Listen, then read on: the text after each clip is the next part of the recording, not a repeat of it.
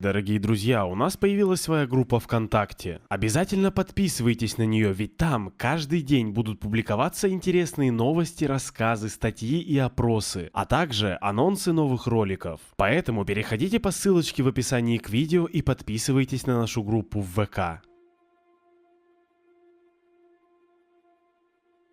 Всем привет, дорогие друзья! Вы на канале Нити Истории. В сегодняшнем ролике вы узнаете, что планировал сделать Третий Рейх с советским населением в случае победы. Поэтому усаживайтесь поудобнее, мы начинаем. Поехали!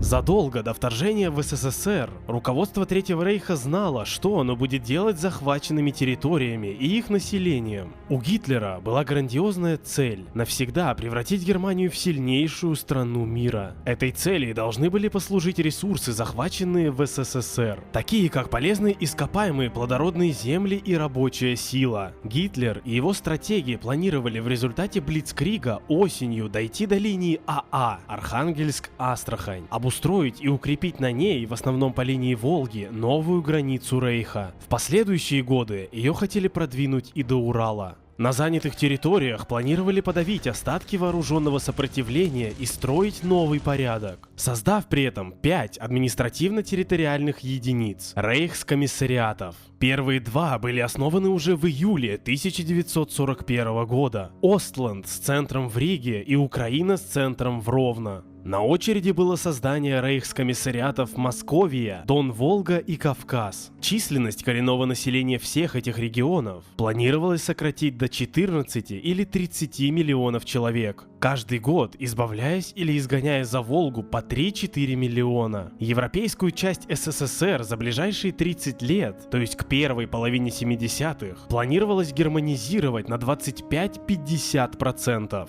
Главная задача – германизация славянских территорий посредством заселения новых рейхскомиссариатов переселенцами. Прежних жителей следует рассматривать как индейцев. Из числа индейцев нацисты хотели оставить только здоровых, физически крепких работников, живущих в небольших поселках. На европейские земли СССР планировалось переселить 5, а в перспективе и 8 миллионов немцев. Им хотели выделить земли и работников из покоренного населения. Всего же необходимое количество переселенцев оценивалось в 12 миллионов человек. Гитлер понимал, что людей для заселения и германизации захваченных территорий не хватит. Тех, кто подходил для германизации или расового обновления, в соответствии с критериями, тоже было немного. Поэтому фюрер и его стратегии планировали позволить немцам-мужчинам вступать в отношения с теми женщинами покоренных территорий, которые имеют явные нордические признаки во внешности, а их детей воспитывать уже как истинных арийцев, не знающих языка своих матерей. Гитлер отмечал, что покоренному населению не нужны образование и медицина. Бывшие советские люди не должны знать много. Достаточно уметь читать и писать по-немецки, а также считать до 100. Медицина им не нужна, пусть выживают только физически крепкие, здоровые работники. Пусть они или трудятся для нас, или умирают, считал фюрер.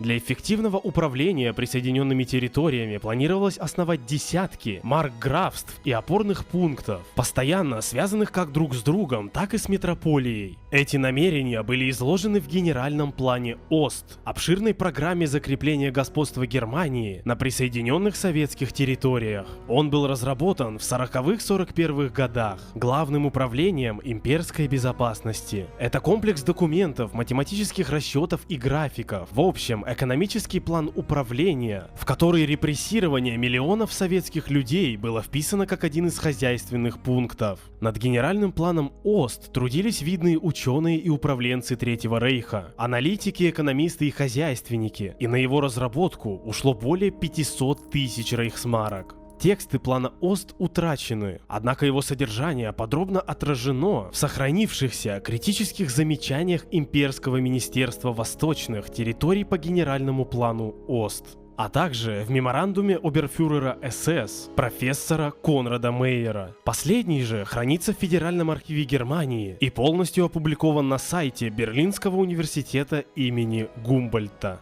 На этом все, дорогие друзья. Если вам понравился этот ролик, не забывайте поставить лайк. Обязательно пишите в комментариях, что вы думаете по этому поводу. Подписывайтесь на канал и нажимайте на колокольчик, чтобы не пропускать новые видео и смотреть их первыми.